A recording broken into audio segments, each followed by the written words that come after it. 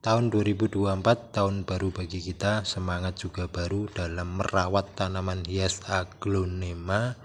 Edisi perawatan khusus tanaman hias aglonema di musim hujan Januari 2024. Semoga menginspirasi.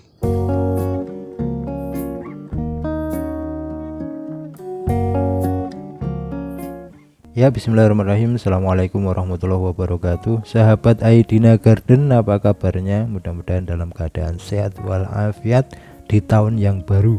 Semangat harus baru, termasuk semangat dalam kita merawat tanaman hias aglonema kita yang lebih baik ya, tentu saja. Dan di era atau di musim tahun baru ini, di bulan Januari biasanya hujan sehari-hari. Hujannya sudah mulai merata dan di sebagian kita menjadi berkah bagi kita sebagai petani ya, tentu saja. Hujan dinanti-nanti untuk menyuburkan tanaman kita kan, tapi tentu saja ketika hujan mulai turun merata dan lebat, ada beberapa hal yang harus kita perhatikan, terutama adalah serangan hama dan penyakit sekaligus jamur ya. Tentu saja kita harus cek and recheck kondisi tanaman hias aglonema kita, mulai dari media tanamnya, kemudian batang, cabang, daun, hingga kemudian daunnya, dan tentu saja mungkin juga muncul bunganya. Semua kita cek. Untuk sahabat yang memiliki koleksi tanaman aglonema yang banyak, tentu saja kalau cek satu persatu agak ribet ya kan, tapi kalau yang sedikit bisa cek satu persatu.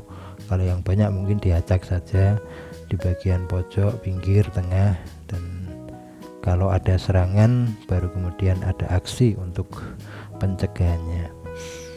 Baik, untuk media tanam pertama ya, media tanam tentu saja untuk media tanam yang sudah diganti sekitar 2 atau 3 bulan mungkin tidak perlu diganti ya, cukup dicek saja apakah tanaman sehat atau tidak.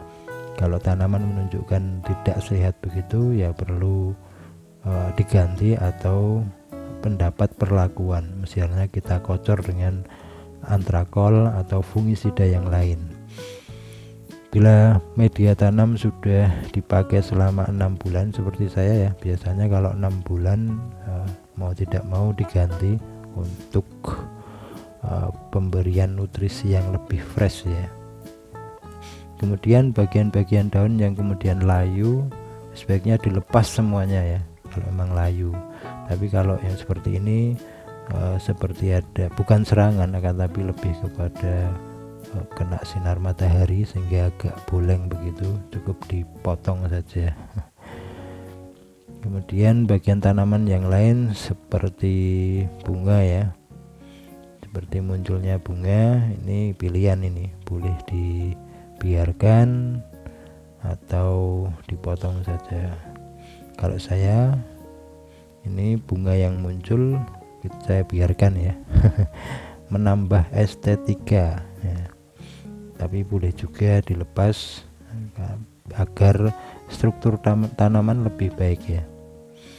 Kemudian juga bunga-bunga yang nampak lebih rusak ya seperti ini ya, mending dicabut saja karena bisa menjadi sarana hinggapnya berbagai macam penyakit atau jamur.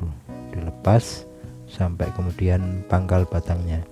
Untuk cara pelepasan ini beberapa kali sudah saya sampaikan di konten-konten sebelumnya.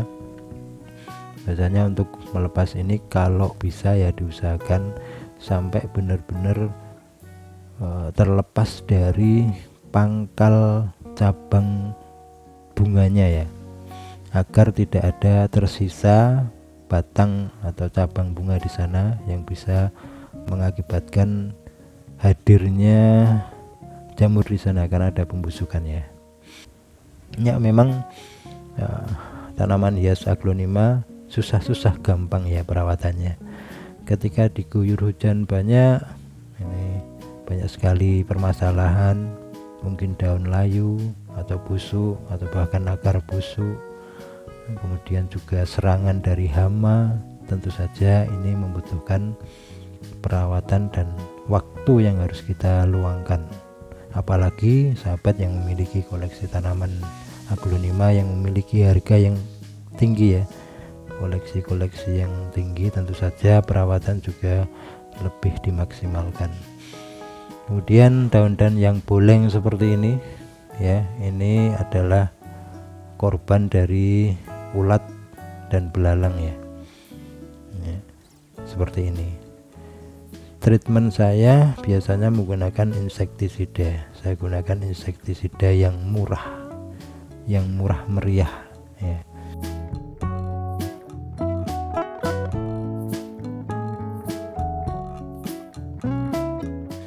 Saya gunakan dari obat hama Lanet ya, dari DuPont, sangat murah sekali. Satu saset ini harganya 10.000, ada yang menjual 7.000 ya. Isinya 15 gram, bisa dipakai 10 kali pemakaian ya, untuk 2 liter air. Jadi per pemakaian sekitar 1,5 gram dicampurkan ke dalam 2 liter air. Ini sangat baik sekali karena ini termasuk insektisida kontak atau racun kontak ya. Ketika mengenai hama itu dia langsung mati di tempat ya. Sehingga tentu saja dalam aplikasinya kita juga harus hati-hati. Setelah kita memakai, kita bersihkan tangan kita dengan sabun, dan juga ketika kita menyemprot diusahakan menggunakan masker ya, agar tidak terhirup, dan diusahakan tidak ada orang di sana, terutama adik-adik kita atau anak-anak kita ya. Semprotkan. Ini 2 liter air, cukup 1,5 gram saja sudah cukup. Dan ini menurut pengalaman ya, ketika tanaman kita semprot seperti ini hama tidak mendekat, karena biasanya baunya ini sudah membuat mereka itu lari ya. Mereka fobia dengan dengan obat ini, sehingga pemakaiannya sangat-sangat baik sekali, cukup murah dan hasilnya luar biasa ya. Untuk aplikasinya, kalau untuk musim hujan lebih sering ya, kalau saya sendiri lebih sering pemakaiannya. Biasanya kalau musim kemarau paling 2 minggu sekali atau sebulan 2 kali, akan tapi kalau di musim hujan, bahkan kalau saya sendiri seminggu bisa 2 kali, atau tiap 3-4 hari sekali saya semprot ini.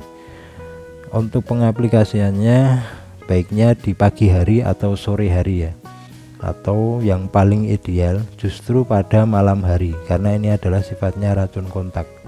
Malam hari biasanya serangga-serangga itu keluar, ulat-ulat yang biasanya dia bersembunyi di area-area yang tidak bisa kita jangkau, biasanya keluar di malam hari ya.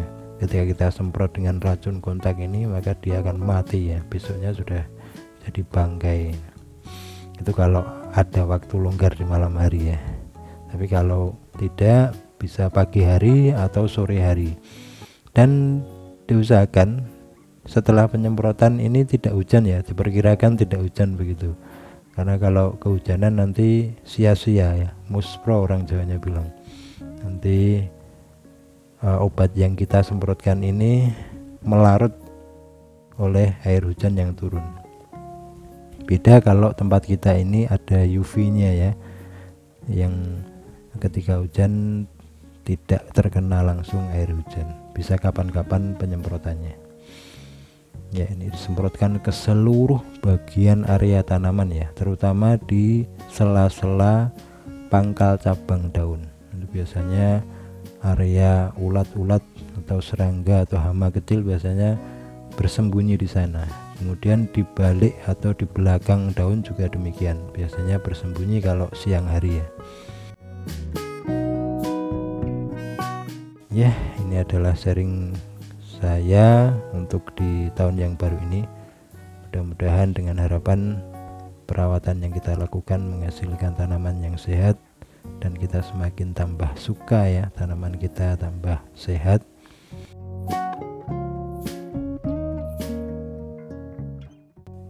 Semoga sharing ini bermanfaat dan kita tetap terus semangat. Terima kasih. Wassalamualaikum warahmatullahi wabarakatuh.